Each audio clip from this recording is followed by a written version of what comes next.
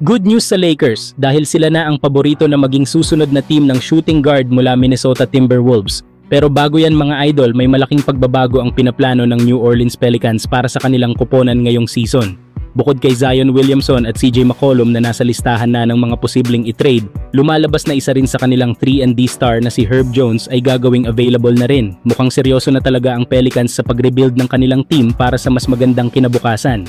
Bagamat nagkaroon si Herb Jones ng injury ngayong season na torn rotator cuff sa kanyang kanang balikat, dahilan para hindi ito makalaro sa mga natitirang laro buong season, hindi maitatanggi na isa siya sa pinakamahusay na 3&D player sa liga. Kilala siya sa solid na defensive skills at abilidad sa perimeter shooting, kaya malaking kawalan ang kanyang injury para sa Pelicans. Sa kasalukuyan, nag-average si Herb Jones ng 10.3 points, 3.9 rebounds at 3.3 assists per game sa kanyang 20 games bago ito magka-injury ngayong season na nagpapakita nga ito ng kanyang halaga sa court. Na para makuha naman ng Los Angeles Lakers si Herb Jones, kailangang maghanda sila na magbigay ng kapalit. Maaring ilan sa kanilang role players o draft picks na tugma sa salary cap.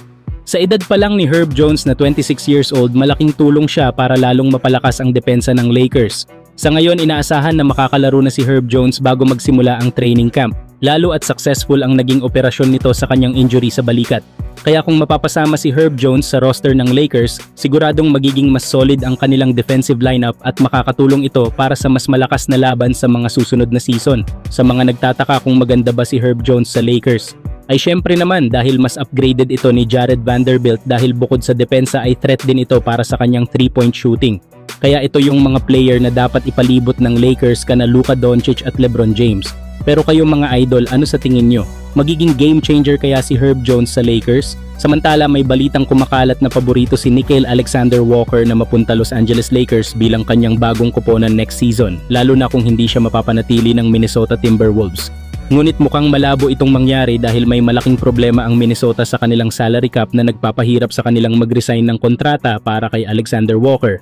Sa kabilang banda, wala rin namang malaking pondo ang Lakers para diretsong makapag-sign ng player, kaya posibleng gamitin nila ang sign and trade para makuha si Nickeil Alexander-Walker. Solid pa rin naman ang laro ni Alexander Walker sa NBA. Bukod sa kanyang pambihirang depensa, nagtataglay siya ng 38% shooting mula sa 3-point line, isang malaking upgrade sa guard position para sa Lakers. Sa kasalukuyang season, may average siya na 9.4 points, 3.2 rebounds at 2.7 assists per game na tiyak na makakatulong sa lineup ng Lakers.